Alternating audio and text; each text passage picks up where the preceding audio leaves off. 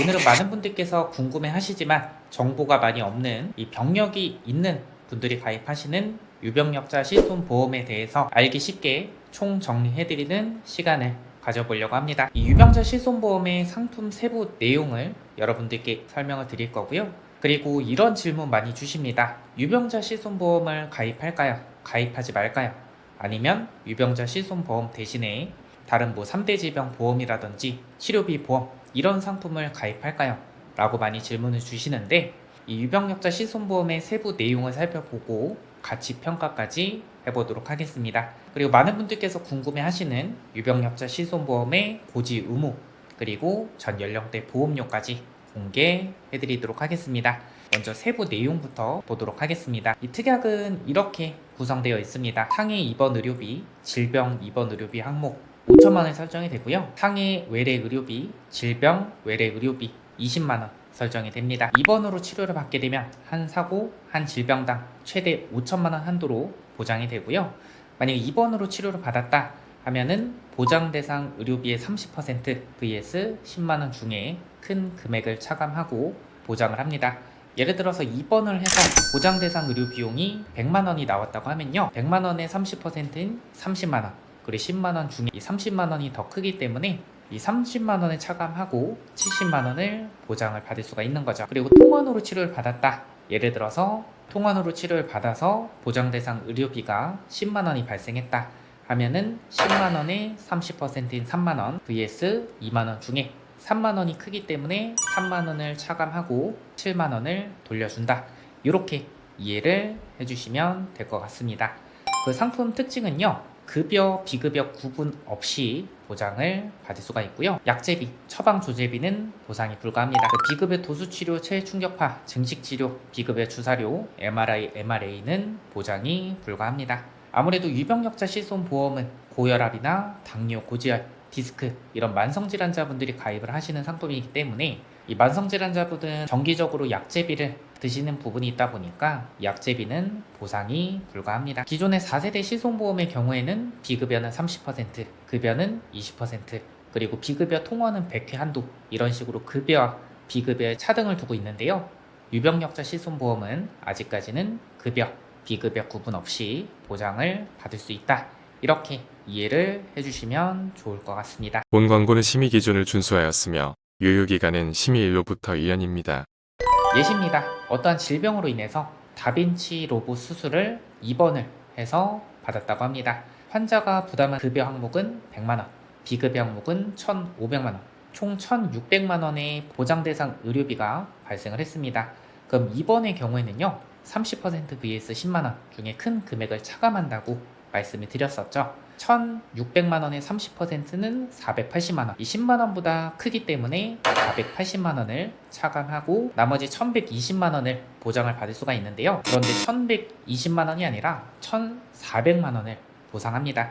왜냐하면 유병력자 실손보험은요, 급여, 비급여 구분 없이 연간 본인이 최대 부담하는 금액은요 200만원으로 정해져 있기 때문에 내 본인 부담금이 1,600만원의 30% 480만원이라고 해도 200만원까지만 부담을 합니다. 현행 4세대 실손보험은요 급여 항목에 대해서만 연간 최대 자기부담금이 적용이 되고 비급여 항목에 대해서는 연간 최대 자기부담금 200만원 이 부분은 적용되지 않습니다. 폴트나 3세대 실손까지만 적용됐던 부분이니까요. 이 부분은 참고해 주시기 바랍니다. 만약에 통원으로 비급여 주사치료를 받았다 그러면 보장하지 않습니다. 왜냐하면 비급여 도수치료나 체충격파 치료, 증식치료, MRI, MRA 이런 부분들은 면책이고요. 처방 조제비, 약제비는 보상을 하지 않습니다. 통원으로 보장 대상 의료비가 2만원 미만이었다 하면은 보장받을 수 있는 금액이 없습니다.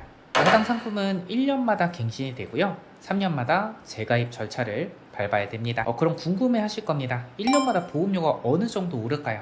제 경험상 저도 유병력자 실손보험을 많이 준비를 해드렸는데 사실 갱신할 때 이 보험료 인상 때문에 부담을 느끼시거나 따로 연락 주신 분들은 아직까지 없었습니다. 그 3년 재가입은요 병력, 치료력 무관하게 이 재가입이 되신다 라고 보시면 될 것 같습니다. 유병력자 실손보험의 보장 내용이 변경될 수는 있지만 아직까지는 보장 내용 변경은 없었다 라고 보시면 될 것 같습니다. 상품마다 재가입 방법은 다른데요. 첫 번째, 만기 자동 연장되는 상품도 있습니다.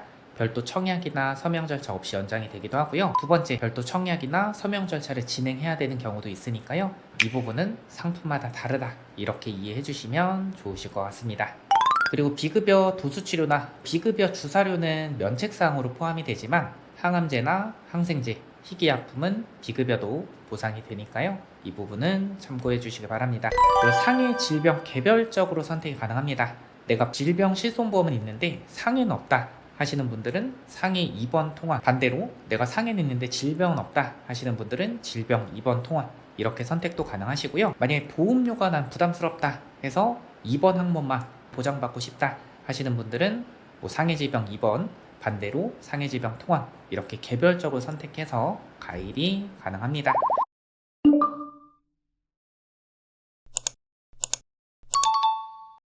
그 유병자 실손보험 고지 의무에 대해서 좀 알아보도록 할 텐데요. 일반 건강보장 상품과는 좀 차이점이 있기 때문에 한번 알아보도록 하겠습니다. 먼저 3개월 이내로 입원 필요 소견, 수술 필요 소견, 이 부분은 어렵지 않을 겁니다. 그런데 헷갈려 하시는 게 3번, 4번 항목인데요. 3번 치료는요, 단순 처방을 위해서 병원에서 진료받는 경우는 포함하지 않습니다. 단순하게 고혈압 약 처방 받으러 가시는 거, 단순하게 고지혈증 약 처방 받으러 가시는 거, 이 부분은 치료에 포함되지 않으니까요. 참고해 주시기 바랍니다.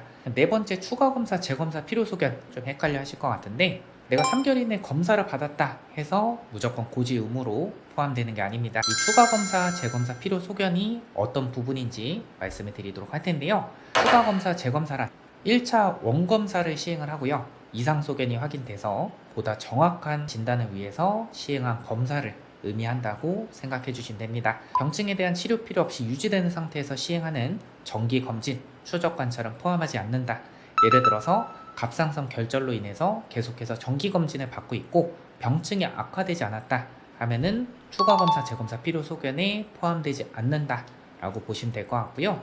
정리를 해드리면 1차 검사가 선행이 돼야 되고요. 이상 소견이 확인돼서 보다 정확한 진단을 위해서 다른 종류의 검사를 받았다, 추가 검사고요. 같은 종류의 검사를 받았다, 재검사, 이렇게 이해해 주시면 될 것 같습니다. 예를 들어서 엑스레이 검사를 했는데 골절 진단을 받았다, 원검사로만 끝났기 때문에 추가 검사, 재검사 필요 소견에 포함이 되지 않죠. 단수치 이상 소견으로 인해서 향후 복부 초음파를 하기로 했다 하면은 1차 원검사를 시행을 해서 보다 정확한 진단을 위해서 다른 검사를 받는 경우니까요. 추가 검사 필요 소견에 해당이 된다 라고 보시면 될 것 같습니다. 그리고 2개월 이내에 정기적으로 고혈압 약 처방 받았다, 혈압 체크 특이사항 없다 하면은 추가 검사, 재검사 필요 소견에 포함이 되지 않죠. 고혈압 약 처방 받으면서 전 진료 시 피 검사상 당하혈색소가 높아서 근본 진료 시 중성 지방 오메가 추가 처방을 받고요.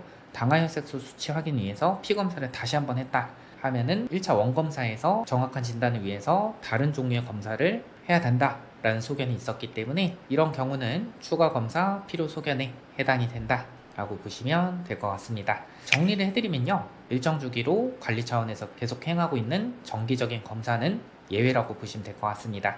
하지만 질병의 증상 조절이 양호하지 않거나 이상 소견이 의심되는 등 정확한 진단을 위해서 검사 요청을 받은 경우는 추가 검사, 재검사 필요 소견에 해당이 된다 라고 보시면 될 것 같습니다. 그리고 2년 이내로 입원, 수술 또는 계속해서 7일 이상 치료를 받은 사실이 있습니까? 계속해서 7일 이상 치료, 이 부분은 동일한 원인, 그리고 누적해서 7일 이상 치료를 받았는지 이 부분을 체크해 주시면 되는데요.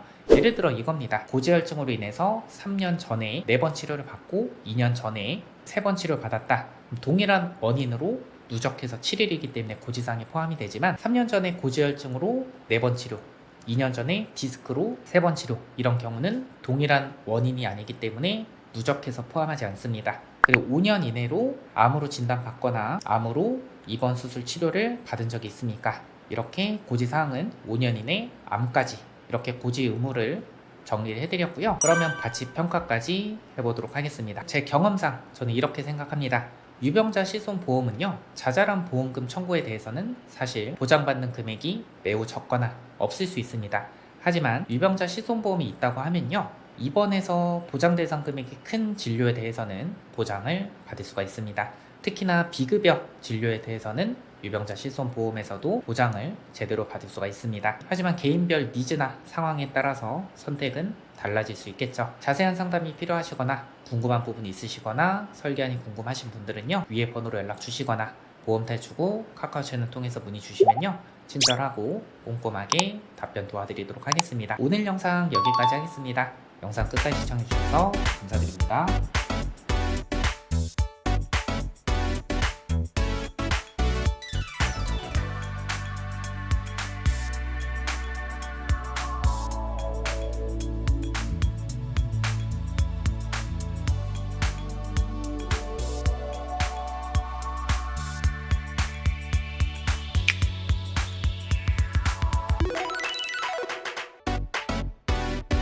본 광고는 심의 기준을 준수하였으며 유효기간은 심의일로부터 1년입니다.